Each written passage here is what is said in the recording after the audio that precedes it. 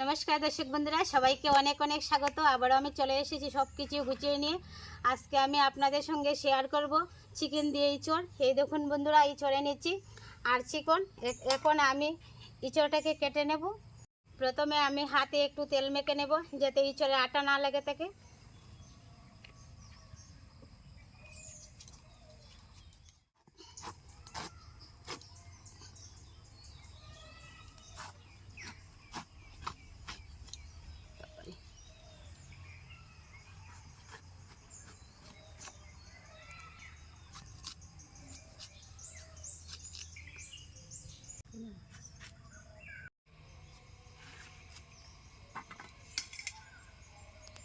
কেটে নিয়েছি, এখন আমি ধুয়ে নেব।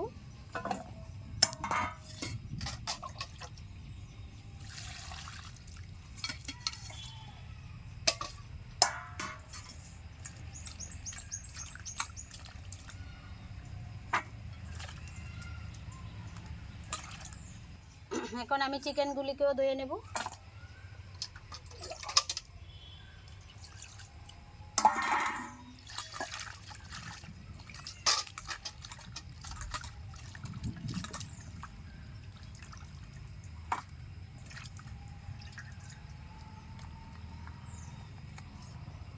চিকেন আর ইঁচড় আমি ধুয়ে নিয়েছি। এখন আমি চুলাটা জ্বালিয়ে নেব।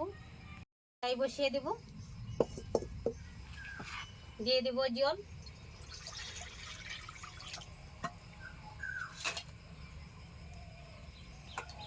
ইঁচড়গুলি সিদ্ধ হতে হতে আমি অন্য কাজ সেরে নেব।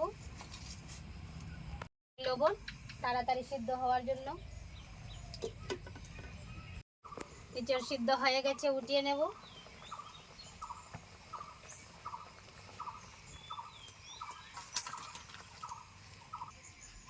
কড়াই গরম হয়ে গেছে, দিয়ে দিচ্ছি সরষের তেল। আলুগুলি ভেজে নেব।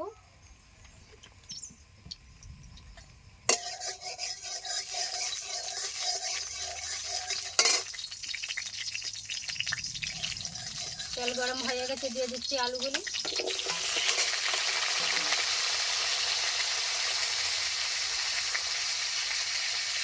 দিয়ে দিচ্ছি হলুদ গুঁড়া আর দিয়ে দিচ্ছি একটুখানি লবণ।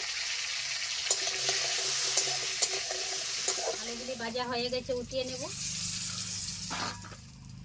আবারও আমি দিয়ে দিচ্ছি সরষের তেল। তেল গরম হয়ে গেছে, পুরনে দিয়ে দিচ্ছি শুকনো লঙ্কা, তেজপাতা, পেঁয়াজ কুচি।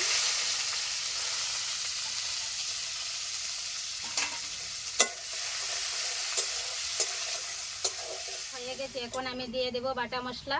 আদা বাটা, রসুন বাটা, পেঁয়াজ বাটা, কাঁচা লঙ্কা বাটা দিয়ে দিচ্ছি একসাথে।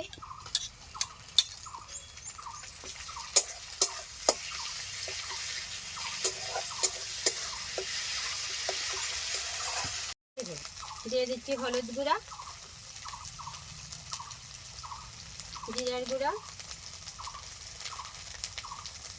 ধনিয়া গুঁড়া, শুকনো লঙ্কার গুঁড়া আর আমি দিয়ে দিচ্ছি স্বাদ মতো লবণ।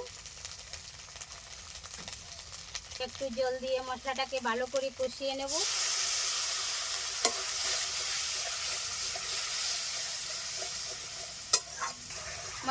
মশলাগুলি ভালো করে আমি কষিয়ে নিয়েছি। এবার আমি দিয়ে দিব ধুয়ে রাখা চিকেনগুলি।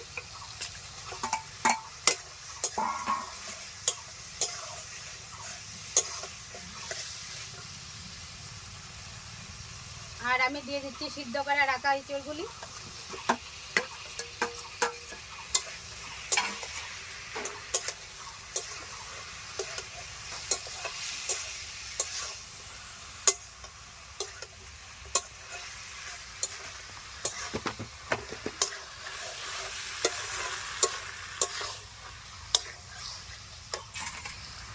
দিয়ে দিচ্ছি টুকরো করা পেঁয়াজগুলি।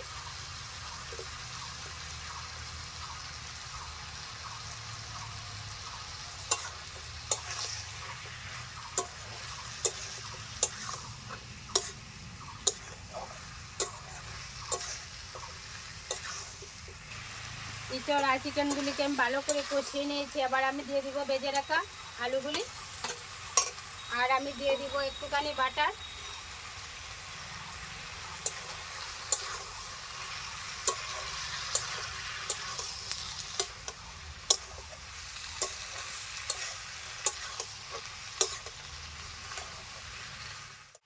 ভালো করে আমি কষিয়ে নিয়েছি। আবার আমি দিয়ে দেব পরিমাণ মতো জল।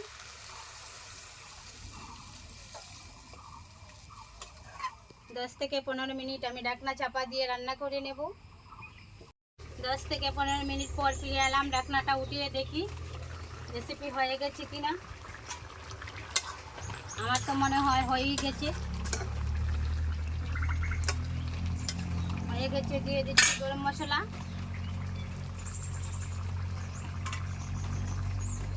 আর আমি দিয়ে দিচ্ছি লেবু পাতা।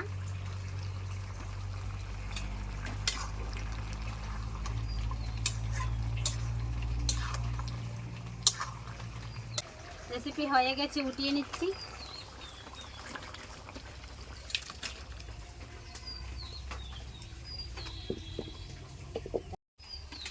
দর্শক বন্ধুরা, ইঁচড় দিয়ে তো আমি চিকেন রান্না তো করে নিয়েছি। আপনারা তো দেখলেন। আজকের পর্বটি আপনাদের কাছে কেমন লাগলো আশা তো করছি খুবই ভালো লাগবে। যদি ভালো লাগে লাইক কমেন্ট শেয়ার আর চ্যানেলটি সাবস্ক্রাইব করে পাশে থাকবেন। সবাই ভালো থাকবেন। আজকের ভিডিওটি আমি এখানে শেষ করছি। নমস্কার।